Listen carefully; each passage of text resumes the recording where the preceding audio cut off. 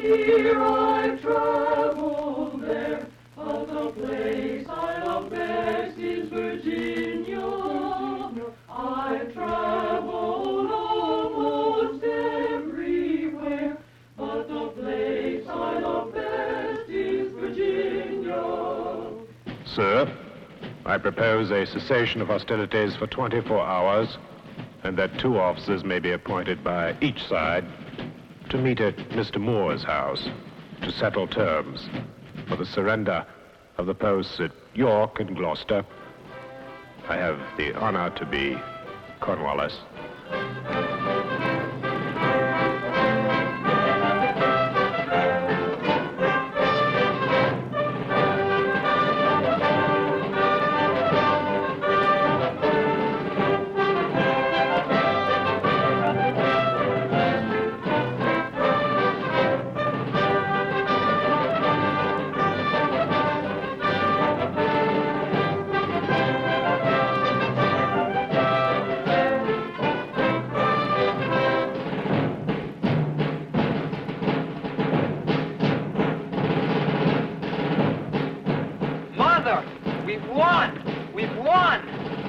Cornwallis has surrendered.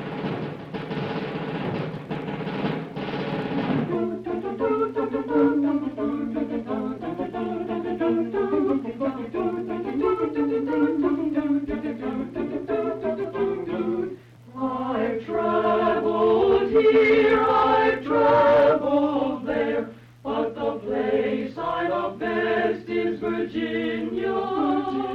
I've traveled almost everywhere, but the place I love best is Virginia.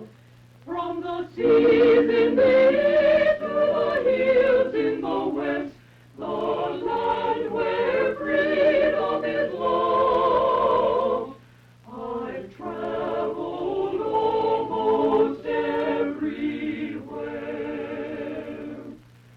but the place I love best is Virginia. In the southern part of Virginia, an area known as the Dismal Swamp was making its own rather curious contribution to American independence. Through the swamp and across Lake Drummond, turpentine, lumber, and tobacco were being smuggled to the West Indies in exchange for French and Dutch supplies of war. If you were here on December 9th, 1775, you could probably even hear the sounds of a battle at nearby Great Bridge. It was the first battle of the Revolution on Virginia soil. A few days later, 20 miles north, the British cannonball crashed into the wall of St. Paul's Church during the Battle of Norfolk.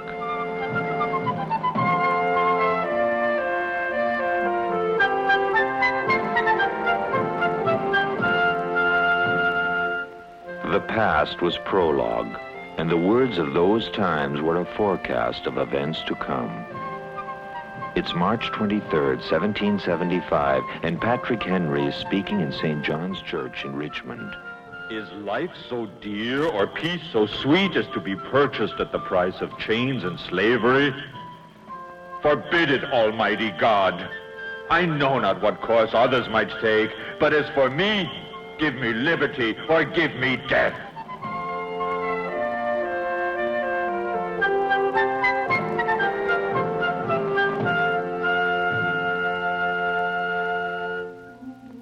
In the southwestern part of Virginia, not too far from the Cumberland Gap, a message known as the Fincastle Resolutions was signed by 15 determined free men. Even to these remote regions, the hand of unlimited and unconstitutional power hath pursued us, to strip us of that liberty and property with which God, nature, and the rights of humanity have vested us. We by no means desire to shake off our duty or allegiance to our lawful sovereign, so long as we can enjoy our liberties and properties. The words date to January 20th, 1775, 18 months before the Declaration of Independence was signed in Philadelphia.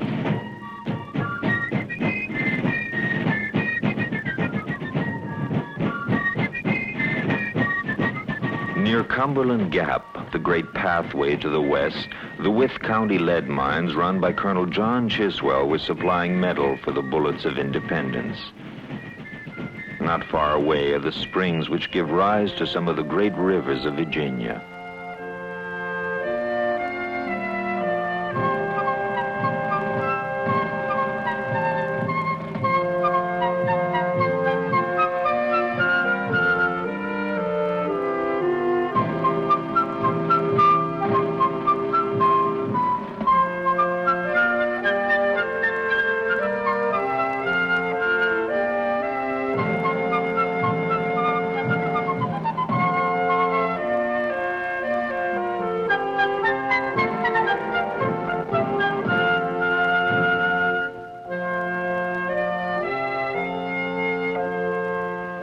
The natural bridge on 157 acres of land had been granted to Thomas Jefferson in 1774. About the same time, a charter was granted to Liberty Hall Academy at Lexington. It was the first school west of Virginia's mountains. George Washington later endowed it with $50,000 in James River Canal stock, and it became Washington College, and finally Washington and Lee University.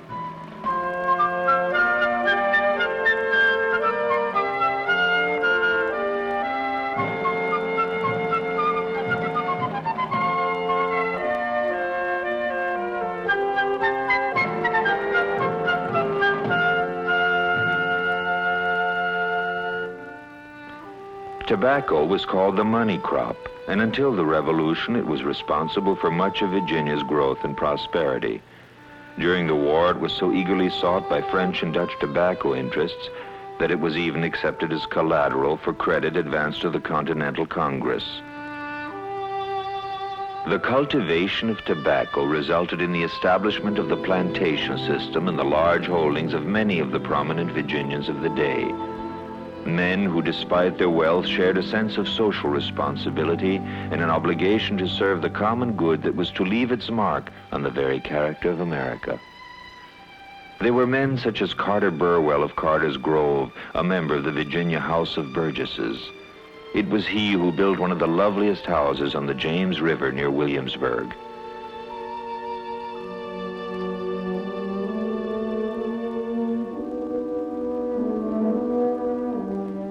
Up the James River, there was Berkeley Plantation. Plundered by British troops under Benedict Arnold in 1781, this was the ancestral home of the Harrisons, a family which gave America a sign of the Declaration of Independence and two of her presidents. And over in Westmoreland County on the Potomac, Stratford Hall, home of 4 generations of Lees. Thomas Lee, its builder, was president of the council and acting governor of the colony of Virginia. 2 of his sons were the only brothers to sign the Declaration of Independence. Light Horse Harry Lee was one of Washington's favorite and most able officers, and it was his son, Robert E. Lee, who as a boy was to leave Stratford Hall and a way of life that would never return.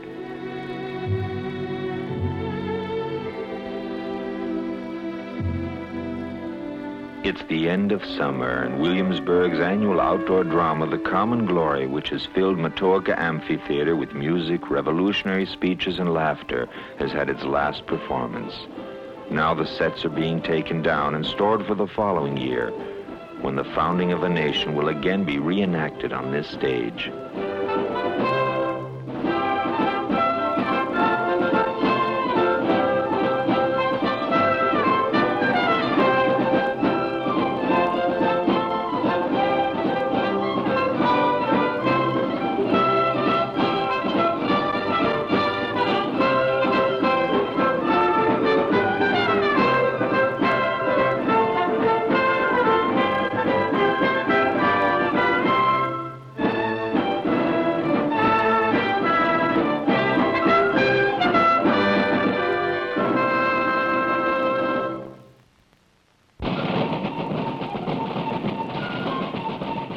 Colonial Williamsburg is like a window on times in which the seeds of independence were sown.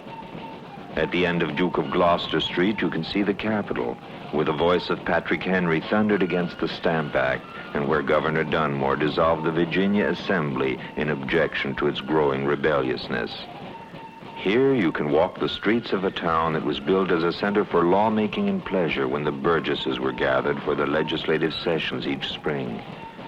As one author wrote, when the sessions were completed, the gentry returned to their plantations and Williamsburg went back to sleep. After the capital was moved to Richmond in 1780, Williamsburg was to sleep for almost 150 years. It was awakened in 1926 when the Reverend W.A.R. Goodwin inspired John D. Rockefeller, Jr. to finance its restoration.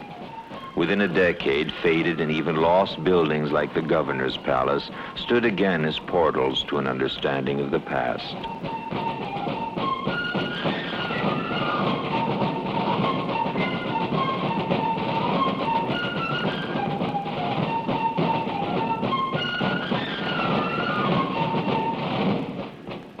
At the corner of Nicholson and North England Streets, the home of Peyton Randolph, Speaker of the House of Burgesses and first President of the Continental Congress. Peyton Randolph did not live to see victory at Yorktown, but his home, located near the home of George Wythe, signer of the Declaration of Independence and teacher of Thomas Jefferson, was to serve as headquarters for the Comte de Rochambeau. Early in the morning of April 20th, 1775, Governor Dunmore ordered the removal of the powder stored in the Colonial Arsenal. Thus, an event took place that precipitated the outbreak of revolution in Virginia.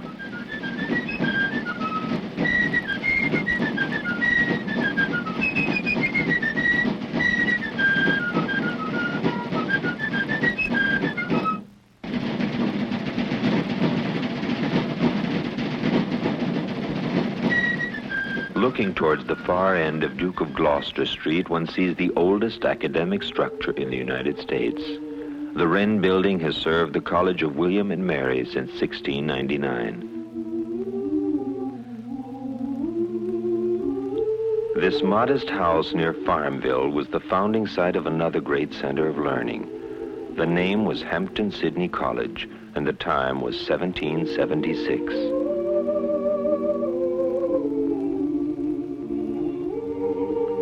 The previous year, the Virginia Gazette had carried news of Minutemen formations and ships of war in Norfolk Harbor, but it had also requested that there would begin in the heart of Virginia a college to make good men and good citizens in an atmosphere of sound learning. Among Hampton-Sydney's charter trustees were James Madison and Patrick Henry.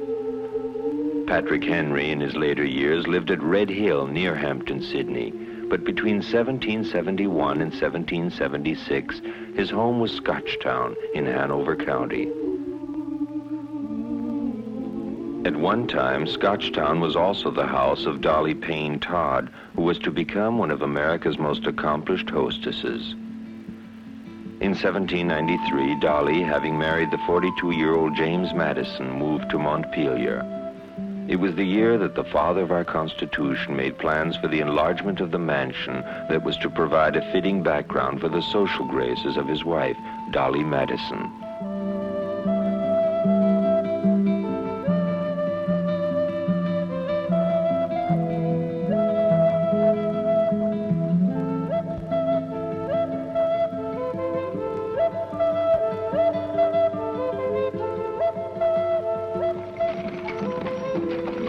History, entered with imagination, can make the past as familiar as today.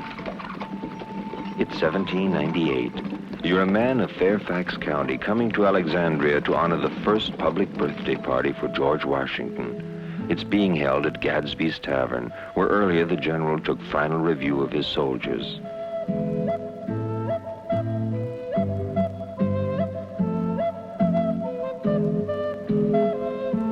George Washington himself, coming for a social evening at your friend William Ramsey's house. Ramsey is the mayor of Alexandria, and his house is the oldest building in town. Doubtless, politics will be discussed. This morning, you are on your way to Christ Church, where you have your own pew, to listen to the Anglican minister preach to the congregation.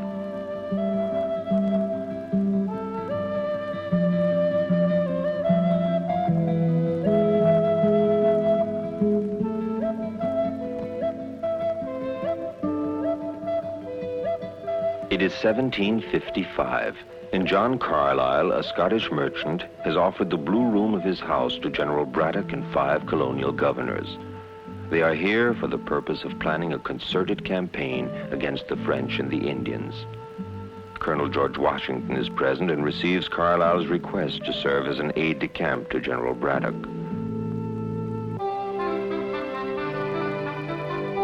Imagine George Mason returning home to Gunston Hall, his house on the Potomac River. He's been to nearby Alexandria, where 25 freeholders of Fairfax County, under the chairmanship of his neighbor George Washington, have signed the Fairfax Resolves. This document defines the conditions under which Virginia would remain with Great Britain, and it is to be a forerunner of our Declaration of Independence. Notice the warm elegance of Gunston Hall. Its interiors are among the most impressive of the colonial period, and they reflect the taste of the man sometimes called the pen of the Revolution. George Mason drafted the Virginia Constitution and the Virginia Declaration of Rights. The Declaration is a model for the first 10 amendments that make up the Bill of Rights of our federal Constitution. Mason was active in the early government of Virginia, but after each public activity, he returned to Gunston Hall, hoping never again to be called from his home. In Fredericksburg, there's a big porch with white columns where you can sit in a rocking chair, be alone with your thoughts, and look out on a street without time called Princess Anne. Tradition says George Washington's brother-in-law, Colonel Fielding Lewis, and 2 of his children rest beneath the steps of St. George's Church. People and a place in Fredericksburg, one of many that provide stepping stones into the history of Virginia and a nation. Colonel Lewis had been appointed by the Virginia Convention of 1775 to form, establish, and conduct a manufactory of small arms at Fredericksburg. Kenmore, his home, was the grandest house in town, but he left it often, traveling throughout Virginia, seeking enlistments, raising money, and contracting for provisions for Washington's troops in the field. Fielding Lewis became what you might call an apostle of national defense. Just a few blocks away is the house which Washington bought for his mother in 1772. As he wrote in a letter to Benjamin Harrison, "Before I left Virginia, to make her more comfortable and free from care, I did at her request buy at my own expense a commodious house, garden and lots of her own choosing in Fredericksburg, that she might be near my sister Louis, her only daughter." Here, Mary Washington saw her son for the last time. It was 1789, and he had come to say goodbye before leaving his boyhood town for New York and his inauguration as our first president. In 1786, James Monroe, a 28-year-old veteran of the battles of Harlem Heights, White Plains, Trenton, Brandywine, Germantown, and Monmouth, and recent member of Congress, set up his law practice in this office on Charles Street. From here, he was to move on in history: senator, minister to France, 2-term governor of Virginia, and 4th president of the United States, the president who proclaimed the Monroe Doctrine.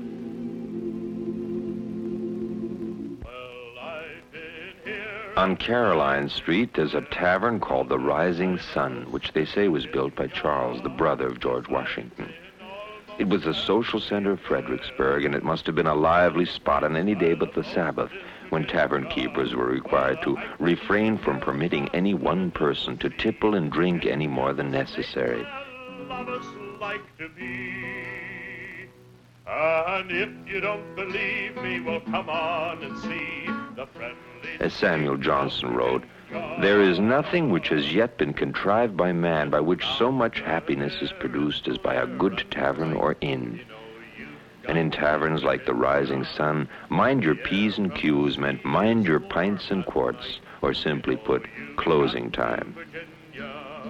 Driving down the country, or sailing down the bay. An adjoining room provided a more elegant setting and served as a meeting place for the illustrious men of the times.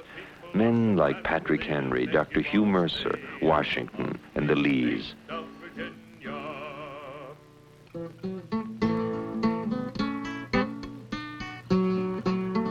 The local tavern also served as the post office.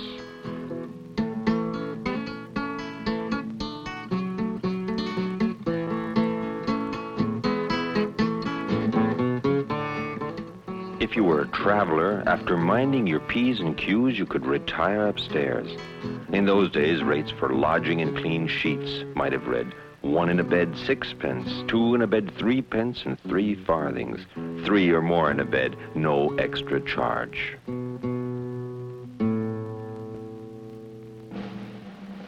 Dr. Hugh Mercer, a graduate physician of the University of Edinburgh, was an influential patriot in the Revolutionary period. As a brigadier general, he gave his life on the battlefield at Princeton, New Jersey. His apothecary shop on Caroline Street was a forerunner of the modern drugstore. Today, it's another of the many places in Fredericksburg that have withstood the flight of time.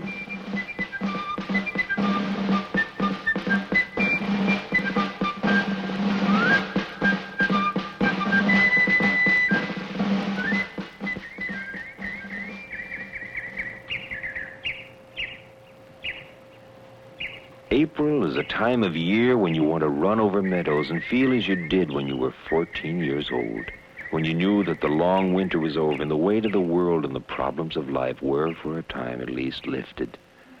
It was a time for growing up. And for Charlottesville, as for America after the Revolution, it was a time for building up. Thomas Jefferson, who had helped design a nation, could now turn his attention to the city that was to reflect his personality. In Charlottesville, he was at home. Here, he could visit with friends like his neighbor James Monroe, who lived at Ashlawn. Here, Jefferson had Monticello, a home which a French visitor described by saying, "We may safely aver that Mr. Jefferson is the first American who has consulted the fine arts to know how he should shelter himself from the weather."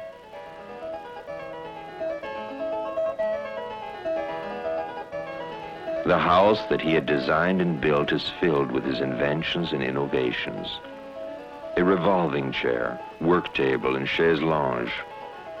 A bed that could be entered from either the bedroom or the library. A duplicate writing machine.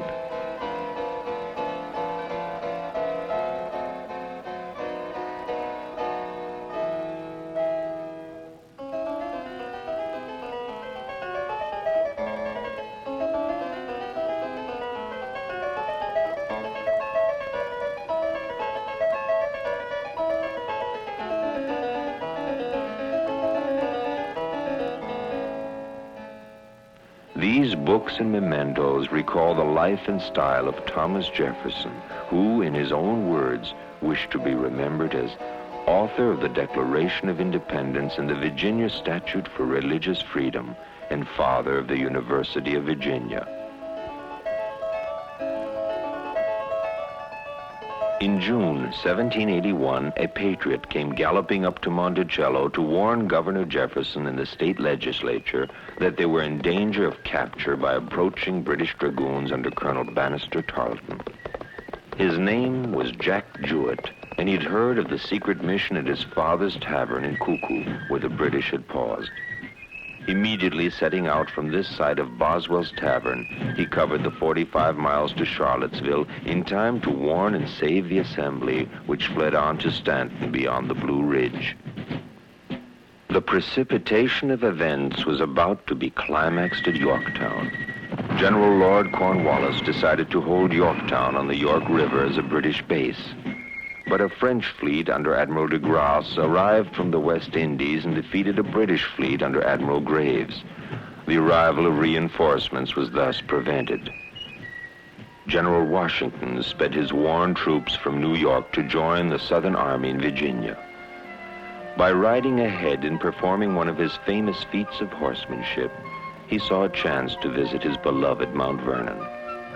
And that evening, the Potomac mansion was aglow with the contentment of a man at home with his family for the first time in 6 years and 4 months.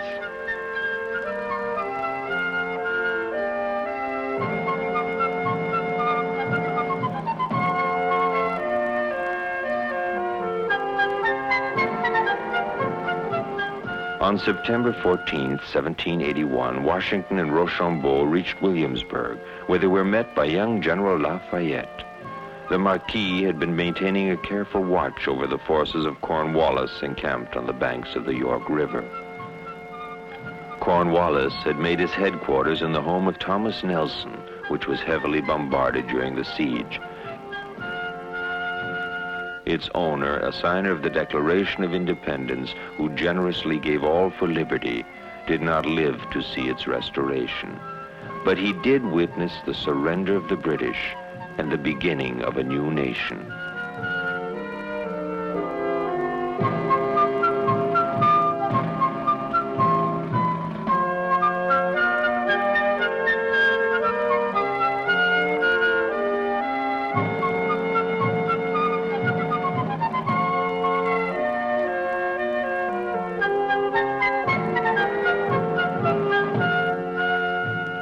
In 1787, the new capital was begun in Richmond to a design supplied by Thomas Jefferson. It is a symbol of the independence and aspirations of the Commonwealth of Virginia, just as George Washington was a symbol of the aspirations of America. In the rotunda, the father of our country is portrayed from life by the French sculptor Houdon, recalls his statement that the foundation of our empire was not laid in the gloomy age of ignorance and superstition, but in an epoch when the rights of mankind were better understood and more clearly defined than at any former period. On the deeds of those revolutionary heroes, the people of Virginia and the nation will continue to build.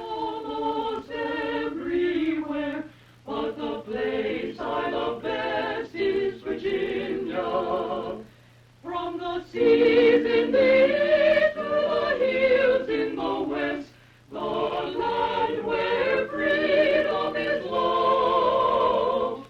I've traveled almost everywhere,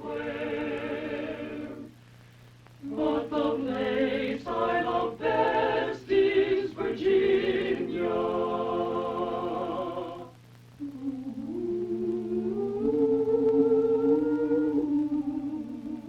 I wonder what Virginia will be like 200 years from now.